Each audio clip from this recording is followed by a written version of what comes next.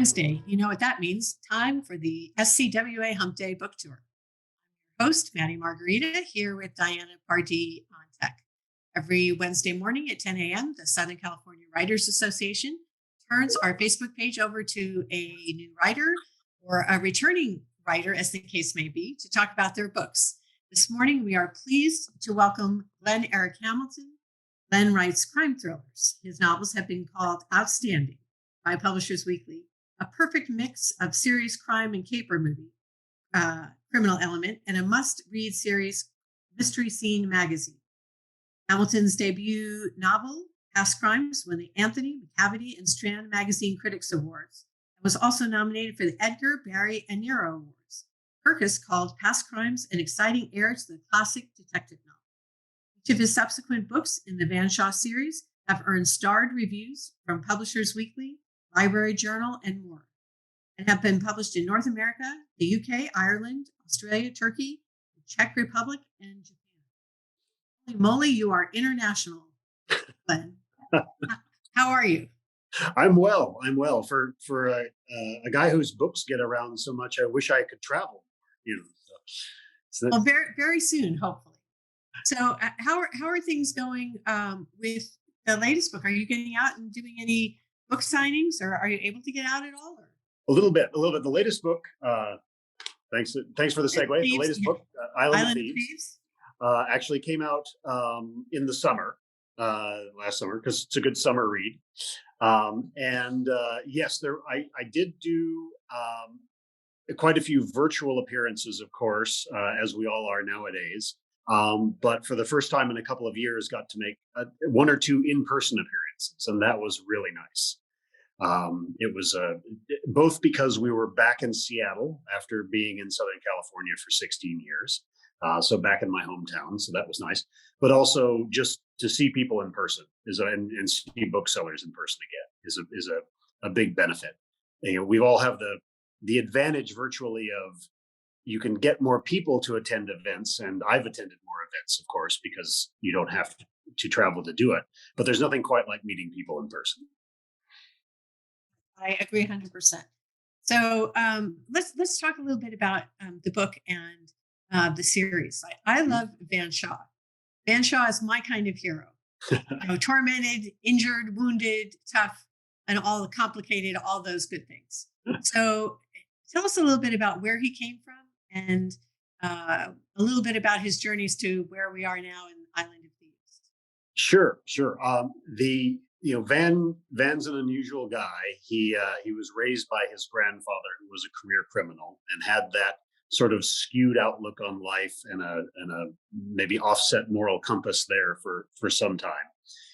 Eventually, he realized he couldn't live that way anymore and escaped into the army, where, to his surprise, he flourished. He did very well and served in special operations in the Army Rangers for the better part of 10 years. And the series really kicks off at the time in which he comes home from that, with having both the dark and the light sides, or the honorable and dishonorable sides, perhaps, to compare, and trying to find a line between the two. And he's not without his own traumas, both from childhood and his military experience, and has to deal with those as he makes his way. The wounds, some of the wounds he has are the deepest, because they have to do with his mother and his father and who they were, and his grandfather, who's the tough old Irish guy, and right. Just all those good things. But he has managed, even though he is the way he is, to kind of develop a family around him. Yes, yeah, he's someone without blood relations, so far as he knows, at the start of the series. But he does build something of an ersatz family around him. The octogenarian neighbor of his grandfather, Addie Proctor, becomes someone who Van himself becomes very close to. Addie eventually takes in a foster kid, a teenager, Syndra, who's got her own family background involved with crime. So Van can relate quite a bit and hopefully keep her on a better straight and narrow than he was himself. And so gradually he's accumulated this kind of ragtag group of friends and family who are as close as anyone he's ever been to. And I think that maybe surprised him more than anyone else. Is he may have thought of himself as something of a lone wolf, but he really isn't. He's a man who's more about family and connection than anything else. It's interesting when you read thrillers, as many thrillers and mysteries as I do. You do have a lot of the lone wolves, which aren't. No book is easy to write. Mhm. No good book is easy to write. So even if they're a lone wolf, I'm not saying that's easy to write, but and to do it well, but to write a character like you write that has interpersonal dynamics and changing relationships around him and relationships that evolve and grow adds a layer of complexity to the writing, because you have to manage all those relationships too, and you have to develop those characters and make people invest in them and not just the main character. So how do you do that? Those secondary characters are so alive on their own. Yeah, well, it's funny. You say it's harder to write, and yet somehow, oftentimes, the conversations between Van and the people close to him, or at least people he's making a connection with, whether he knows them well or not, are sometimes the easiest to write, because I come at it from the perspective of, as always, what's the character's goals, what do they want, obviously, but also, how are they going to challenge Van in some way? How are they going to make him confront something he's perhaps not interested in confronting, or ask a question he's uncomfortable with, or something of that nature, right? So those scenes are as well as being fun to write, and I hope fun to read as well, really force the character to change and to grow over time. I think the challenge with writing a character who is fundamentally unchangeable is keeping it interesting for the reader. I think that would be very challenging to do across many, many books. Yeah. Right. Right. And you do have to rely a lot on plot and some of those other things as well. So we are what, five? Six. Six books in. Mm-hmm. Series. So how do you keep him fresh? Well, part of it is putting him into different situations. Right, but and also it's when he starts the series, he's only 28. He's lived a very busy life. Basically working first as a criminal as a kid and as teenager, and being something of a prodigy at that, and then being a professional soldier. But he's only 28 years old. So, I've often described him as an expert at survival, but a rookie at living, right? He doesn't think long term. He doesn't really, he thinks about tactically about what to do next, but not strategically about what the greater plan is. And now he's in a place where maybe he won't die tomorrow. Maybe he doesn't have to consider life in that fashion. It's not all for the moment. So now what does he do? How does he change? Right. And he's not aging in real time in the books. In the sixth book, he's probably about 31 years old, 30 or 31. But he is aging and he is getting older. And actually part of book 7, which I'm noodling on in my head, if not in paper now, because I'm working on something different. He's going to sort of confront the fact that, he's not the youngest and strongest anymore necessarily at age 31, as young as that is to most of us, in the kind of life he leads, that's getting up there, and it would be something like the life of a professional athlete. You start aging out at a certain point, especially if you're into profession, if you're either a special operations soldier or just lead such a violent life as he does. He's not necessarily going to be the toughest guy on the block. And I should have formulated that question a little clearly. How do you keep it fresh for you? I mean, do you have an arc for him? Is his evolution clear in your mind, or does he surprise you? He surprised me. I usually have an arc for the specific book, but I don't have an arc for him across multiple books in the series, mostly because sometimes the plot and the situations that I want him in are going to push him in a different direction than any arc I might make. Right. And so, I don't want to dictate what it's going to be 3 books from now, or 20 books from now. Hopefully there is a 20 books from now Right. that, that decides firmly what his path is. That said, his path has to make sense too. And that's part of the fun of it, is that, does a new choice, a character choice for his relationships and for his outlook on his sort of running along the outskirts of what's legal in society make sense for where he is right now. And that's always fun to do as well. Where is he? What challenge have you dropped him into in Island of Thieves? Well, Okay. an Island of Thieves, Van gets an offer of a job that sounds ideal for his skill set, which is essentially legal theft. He is both tasked with obtaining an object fully above board and on paper under contract to essentially test his skills and see how he does. And what he's surprised with at the outcome is that there is an international business magnate, Sebastian Rohner, and Rohner has established a private island in the San Juans. There are a few of those. And he has created what he considers something of a Camp David West.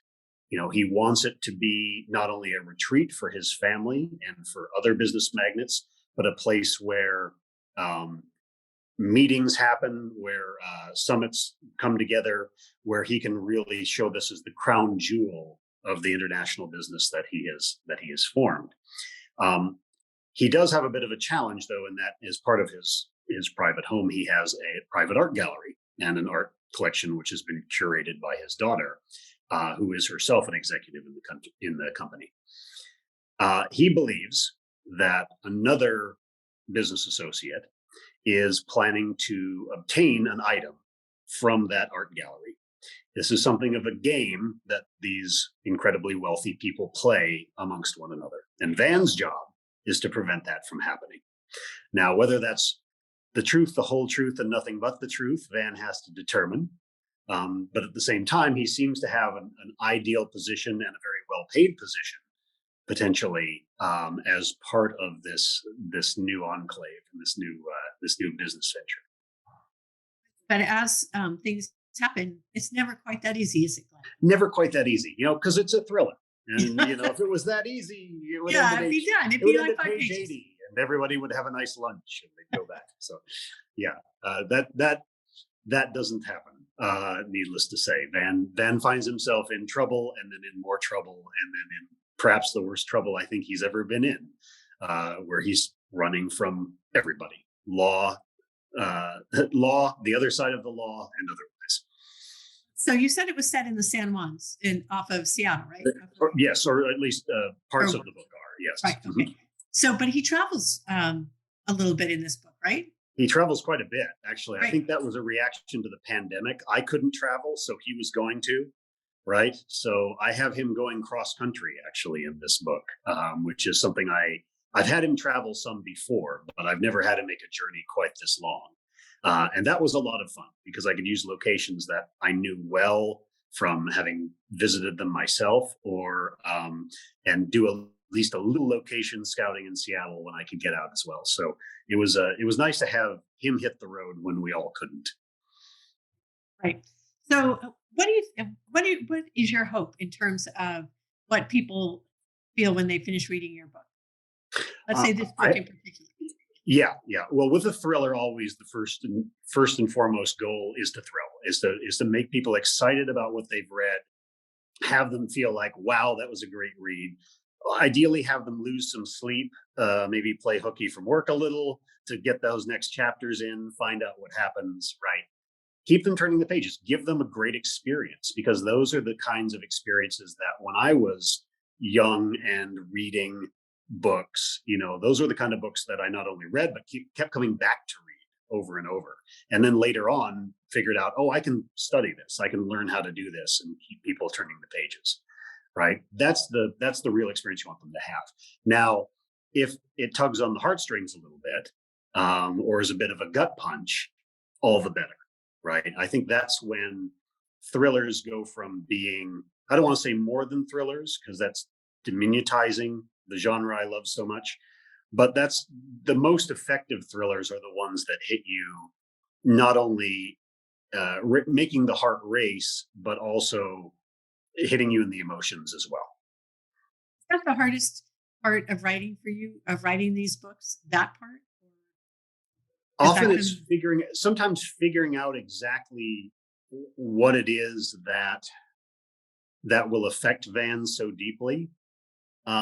It can be a challenge, right? Because you don't want to be cheap about it, right? You don't want to just kill off a beloved character and have that be the impetus, right? Mhm, right? Because number one, it's overdone, obviously, but also it's kind of a cheap way to get an emotional rise out of the character. And if it's cheap for the character, I don't think it works for the reader. I don't think it affects the reader in quite the same way either, right?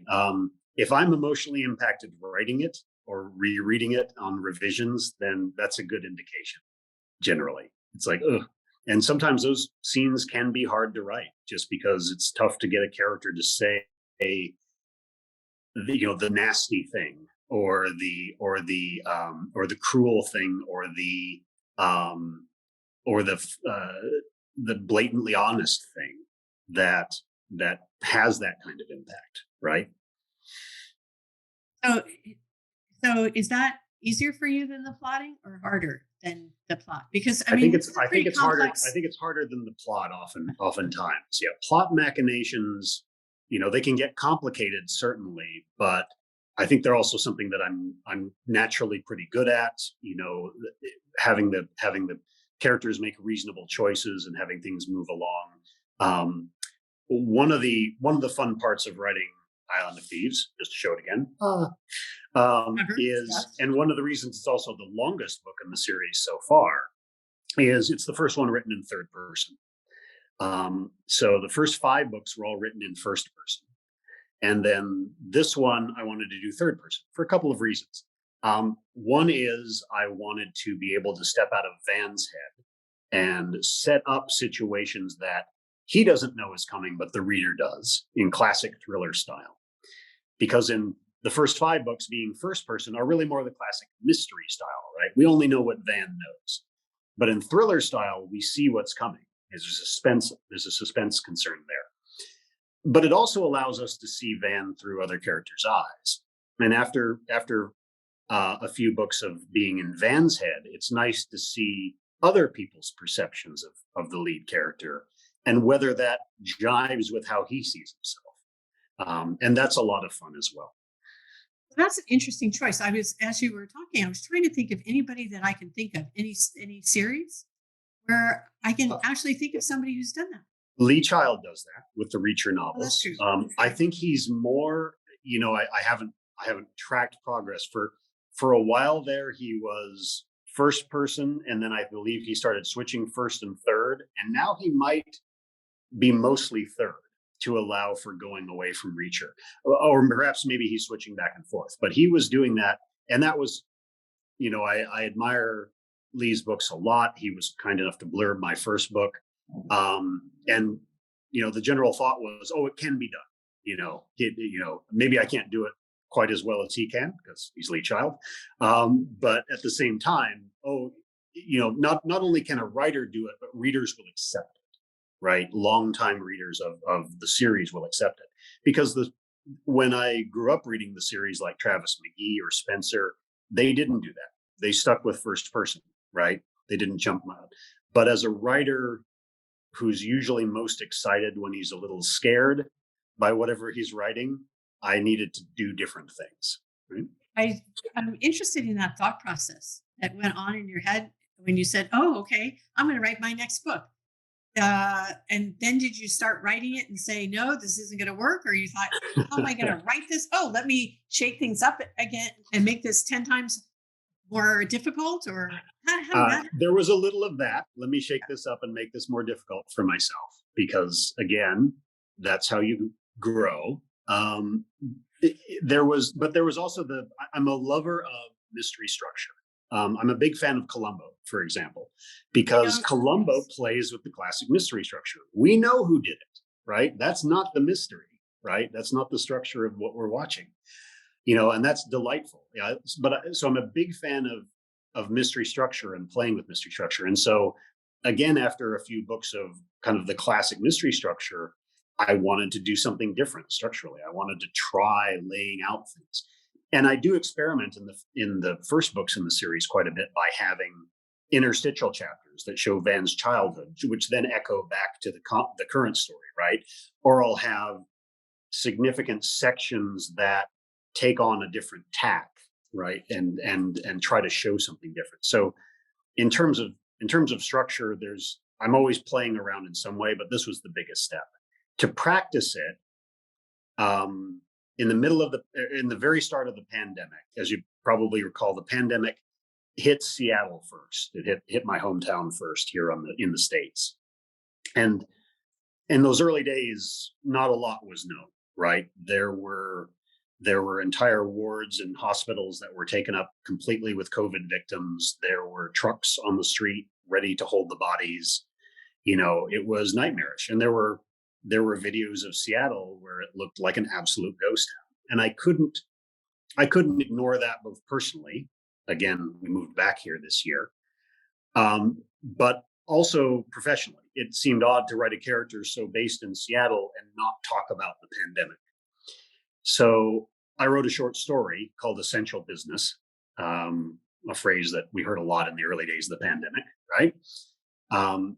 Called Essential Business, that basically said, what's Van doing 3 weeks into the lockdown, into the first quarantine that we had? What's going on with him in the days when we were all wiping down groceries and wearing bandanas instead of N19 masks, spraying our dogs right? with Lysol. Yeah, exactly. right.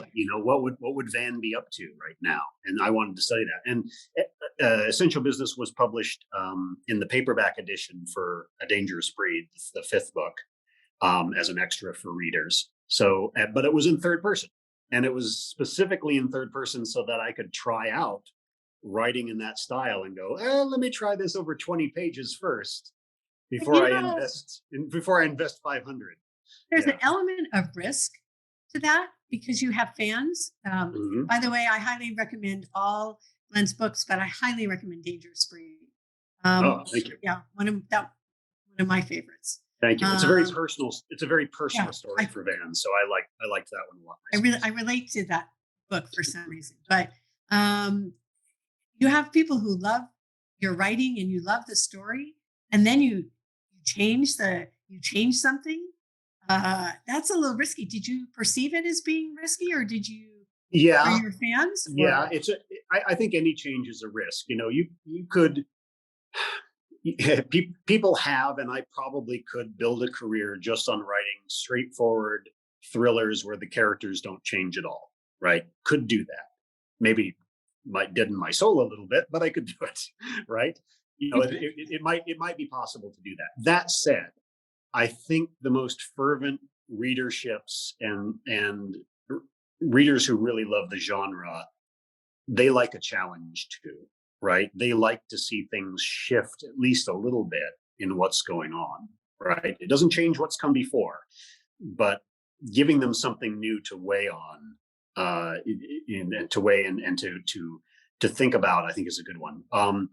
One of my rules is, what the reader needs is not necessarily what the reader wants, right? The reader and the author sometimes might want things to be happy and smooth and great for the character because that's very comforting to read, but that's not what we need as readers and writers, right? We need our characters to undergo hardship, to come out fundamentally changed, and not necessarily for the better in every circumstance. There are a book or two where Van ends in something of a, not necessarily a really down place, but he's had to make choices that he's got to live with, and he continues to have to live with them in subsequent books. They aren't temporary. I can hear people ordering your book right now. So where can people find your books, Glen? Well, I always encourage independent booksellers whenever possible. Support your independent booksellers, especially now more than ever. On my website, GlenErikHamilton.com, easy to find. There are links for every book to Bookshop, which links to independent booksellers. You can also get it direct from the publisher, HarperCollins, of course, at our major online distributors as well. But ideally, the best way is contact a local bookstore and say, hey, I'd like to order these books through you, because it does two things. It gets you the books. Obviously, it supports them, but it also lets them know what their patrons want, right? And gets the word out about my books or whatever books they're buying along the way. It educates the bookseller as well as the reader. And one last plug: whatever book you like, no matter what it is, leave a review. Leave a review on Goodreads or on Amazon. Reviews do so much for letting publishers and authors and everyone else, but publishers especially, know that there's interest in the series, ongoing interest in the series, when people care enough to leave a review. It doesn't have to be more than a couple of sentences, but just something out there to let people know that you're reading it is always a great thing. Doesn't matter if you got a book from the library, borrowed it from a friend, anything. Reviews count a lot, and I really like to beat that drum. Great. Well, we'll do that. And then I recall you have some exciting things in your future in terms of public appearances in the future. I do. Actually, I'm not allowed to talk about them publicly yet. They warned us. There's nobody watching us. But no, of course not. But I'm going to Left Coast Crime this year for the first convention I'm doing this year, and I just got my panel assignments for that. And I'm on 2 panels at Left Coast Crime, and I'm very happy with both of them. So for folks in the Albuquerque area, or folks who can get to the Albuquerque area, Left Coast Crime, one of the biggest mystery conventions in the U.S., is going to be held in person for the first time in a couple of years, since the last time, which lasted half a day before it had to shut down in San Diego. Yeah. The organizers have done a fabulous job. I'm so happy we all get to be back in person again. And then I'll be teaching at Craft Fest, which is part of Thriller Fest in New York, in early June this year. So very happy about that as well. The last time I taught there was 2019, which was the last time it was in person, of course. And so that'll be tremendous fun to see everyone in person as well. And of course, working on my next book, which is a standalone thriller. Pages for that are into my agent and should be to the editor shortly. So crossing my fingers on that one. So, keep our fingers crossed. We'll look forward to talking to you again when that comes out. Let us know what happens. We wish you the best of luck and want to thank you for being here and taking time out of your writing time to be here. And I want to thank everybody who's with us, who's viewing this. We appreciate this. If you enjoyed this video, please share it with your friends. You can like, subscribe, and comment.